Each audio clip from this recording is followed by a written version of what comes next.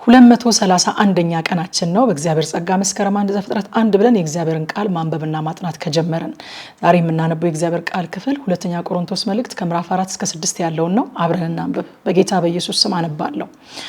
ምዕራፍ 4 ስለዚህ ምክንያት ምህረት እንደተሰጠን መጠን ይህ አገልግሎት ስላለን አንታክትም። ነገር ግን የሚያሳፍረውን ስውር ነገር ጥለናልና በተንኮል አንመላለስም። የእግዚአብሔርንም ቃል በውሸት አንቀላቅልም። እውነትን በመግለጥ ግን በእግዚአብሔር ፊት ለሰው ሕሊና ሁሉ ራሳችንን እናመሰግናለን። ወንጌላችን የተከደነ ቢሆን እንኳን የተከደነባቸው ለሚጠፉ ነው። ለእነርሱም የእግዚአብሔር ምሳሌ የሆነ የክርስቶስ የክብሩ ወንጌል ብርሃን እንዳያበራላቸው የዚያ ዓለም አምላክ የማያምኑትን ሐሳብ አሳወረ። ክርስቶስ ኢየሱስን ጌታ እንደሆነ እንጂ ራሳችንን አንሰብክምና ስለ ኢየሱስም ራሳችንን በእናንተ ባሪያዎች እናደርጋለን። በክርስቶስ ፊት የእግዚአብሔርን የክብሩን ዕውቀት ብርሃን እንዲሰጥ በልባችን ውስጥ የበራ በጨለማ ብርሃን ይብራ ያለ እግዚአብሔር ነውና። ነገር ግን የኃይሉ ታላቅነት ከእግዚአብሔር እንጂ ከኛ እንዳይሆን ይህ መዝገብ በሸክላ ዕቃ ውስጥ አለን። በሁሉ እንገፋለን እንጂ አንጨነቅም፣ እናመነታለን እንጂ ተስፋ አንቆርጥም፣ እንሰደዳለን እንጂ አንጣልም፣ እንወድቃለን እንጂ አንጠፋም። የኢየሱስ ሕይወት ደግሞ በስጋችን ይገለጥ ዘንድ ሁል ጊዜ ኢየሱስን መሞት በስጋችን ተሸክመን እንዞራለን። የኢየሱስ ሕይወት ደግሞ በሚሞት ስጋችን ይገለጥ ዘንድ እኛ ሕያዋን የሆነን ከኢየሱስ የተነሳ ዘወትር ለሞት አልፈን እንሰጣለንና፣ ስለዚህ ሞቱ በእኛ ሕይወቱም ለእናንተ ይሰራል። ነገር ግን አመንኩ ስለዚህም ተናገርኩ ተብሎ እንደተጻፈ ያው አንዱ የእምነት መንፈስ ስላለን እኛ ደግሞ እናምናለን፣ ስለዚህ እንናገራለን። ጌታን ኢየሱስን ያስነሳው እኛን ደግሞ ከኢየሱስ ጋር እንዲያስነሳን ከእናንተም ጋር እንዲያቀርበን እናውቃለንና፣ በብዙዎች በኩል የተትረፈረፈው ጸጋ ለእግዚአብሔር ክብር ምስጋና ያበዛ ዘንድ ሁሉ ስለናንተ ነውና። ስለዚህ አንታክትም። ነገር ግን የውጭው ሰውነታችን ቢጠፋ እንኳ የውስጡ ሰውነታችን ዕለት ዕለት ይታደሳል። የማይታየውን እንጂ የሚታየውን ባንመለከት ቀላል የሆነ የጊዜው መከራችን የክብርን የዘላለም ብዛት ከሁሉ መጠን ይልቅ ያደርግልናልና። የሚታየው የጊዜው ነውና የማይታየው ግን የዘላለም ነው። ምዕራፍ 5 ድንኳንም የሆነው ምድራዊ መኖሪያችን ቢፈርስ በሰማይ ያለ በእጅ ያልተሰራ የዘላለም ቤት የሚሆን ከእግዚአብሔር የተሰራ ሕንፃ እንዳለን እናውቃለንና፣ በዚህ ውስጥ በእውነት እንቃትታለንና፣ ከሰማይም የሚሆነው መኖሪያችንን እንድንለብስ እንናፍቃለንና፣ ለብሰን ራቁታችንን አንገኝም።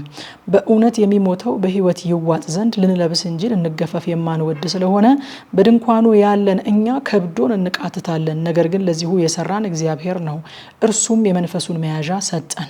እንግዲህ ሁል ጊዜ ታምነን በእምነት እንጂ በማየት አንመላለስምና፣ በስጋ ስናድር ከጌታ ተለይተን በስደት እንዳለን የምናውቅ ከሆነን ታምነናል። ይልቁንም ከስጋ ተለይተን በስደት መኖር በጌታም ዘንድ ማደር ደስ ይለናል። ስለዚህ ደግሞ ብናድር ወይም ተለይተን ብንሆን እርሱን ደስ የምናሰኝ ልንሆን እንቀናለን። መልካም ቢሆን ወይም ክፉ እንዳደረገ እያንዳንዱ በስጋው የተሰራውን በብድራት ይቀበል ዘንድ ሁላችን በክርስቶስ በፍርድ ወንበር ፊት ልንገለጥ ይገባናልና። እንግዲህ የጌታን ፍርሃት አውቀን ሰዎችን እናስረዳለን። ለእግዚአብሔር ግን የተገለጥነን፣ በሕሊናችሁም ደግሞ የተገለጥን እንደሆንን ተስፋ አድርጋለሁ። በመልክ እንጂ በልብ ለማይመኩ የምትመልሱላቸው መልስ እንዲኖራችሁ በእኛ ልትመኩ ምክንያት እንሰጣችኋለን እንጂ ራሳችንን ደግሞ ለእናንተ የምናመሰግን አይደለንም። እብዶች ብንሆን ለእግዚአብሔር ነው፣ ባለአእምሮዎች ብንሆን ለእናንተ ነው። ይህንን ስለቆረጥን የክርስቶስ ፍቅር ግድ ይለናልና። አንዱ ስለ ሁሉ ሞተ፣ እንግዲያስ ሁሉ ሞቱ። በሕይወት ያሉት ስለ እነርሱ ለሞተውና ለተነሳው እንጂ ወደፊት ለራሳቸው እንዳይኖሩ ስለ ሁሉ ሞተ። ስለዚህ እኛ ካሁን ጀምሮ ማንንም በስጋ እንደሚሆን አናውቅም። ክርስቶስንም በስጋ እንደሆነ ያወቅነው ብንሆን እንኳ አሁን ግን ከእንግዲህ ወዲህ እንደዚህ አናውቀውም። ስለዚህ ማንም በክርስቶስ ቢሆን አዲስ ፍጥረት ነው፣ አሮጌው ነገር አልፏል፣ እነሆ ሁሉም አዲስ ሆኗል። ነገር ግን የሆነው ሁሉ በክርስቶስ ከራሱ ጋር ካስታረቀን የማስታረቅንም አገልግሎት ከሰጠን ከእግዚአብሔር ነው። እግዚአብሔር በክርስቶስ ሆኖ ዓለሙን ከራሱ ጋር ያስታርቅ ነበርና በደላቸውንም አይቆጥርባቸውም ነበረ፣ በእኛም የማስታረቅን ቃል አኖረ። እንግዲህ እግዚአብሔር በእኛ እንደሚማልድ ስለ ክርስቶስ መልእክተኞች ነን። ከእግዚአብሔር ጋር ታረቁ ብለን ስለ ክርስቶስ እንለምናለን። እኛ በእርሱ ሆነን የእግዚአብሔር ጽድቅ እንሆን ዘንድ ኃጢአት ያላወቀውን እርሱን ስለኛ ኃጢአት አደረገው። ምዕራፍ 6 አብረን እየሰራን የእግዚአብሔርን ጸጋ በከንቱ እንዳትቀበሉ ደግሞ እንለምናለን። በተወደደ ሰዓት ሰማው በመዳንም ቀን ረዳው ይላልና። እነሆ የተወደደው ሰዓት አሁን ነው፣ እነሆ የመዳን ቀን አሁን ነው። አገልግሎታችንም እንዳይነቀፍ በአንዳች ነገር ማሰናከያ ከቶ አንሰጥም። ነገር ግን በሁሉ ነገር እንደ እግዚአብሔር አገልጋዮች ራሳችንን እናማጠናለን። በብዙ መጽናት፣ በመከራ፣ በችግር፣ በጭንቀት፣ በመገረፍ፣ በወህኒ፣ በሁከት፣ በድካም፣ እንቅልፍ በማጣት፣ በመጦም፣ በንጽህና፣ በእውቀት፣ በትዕግስት፣ በቸርነት፣ በመንፈስ ቅዱስ ግብዝነት በሌለው ፍቅር በእውነት ቃል በእግዚአብሔር ኃይል ለቀኝና ለግራ በሚሆን በጽድቅ የጦር ዕቃ በክብርና በውርደት በክፉ ወሬና በመልካም ወሬ ራሳችንን እናማጥናለን። አሳቾች ስንባል እውነተኞች ነን፣ ያልታወቁ ስንባል የታወቅን ነን። የምንሞት ስንመስል እነሆ ሕያዋን ነን፣ የተቀጣን ስንሆን አንገደልም። ሐዘንተኞች ስንሆን ዘወትር ደስ ይለናል፣ ድሆች ስንሆን ብዙዎችን ባለጠጎች እናደርጋለን። አንዳች የሌለን ስንሆን ሁሉ የኛ ነው። እናንተ የቆሮንቶስ ሰዎች ሆይ አፋችን ለእናንተ ተከፍቷል፣ ልባችንም ሰፍቶላችኋል። በእኛ አልጠበባችሁም፣ በሆዳችሁ ግን ጠቦባችኋል። ልጆቼ እንደመሆናችሁ ግን እላችኋለሁ እናንተ ደግሞ ብድራት መልሳችሁልን ተስፋፉ።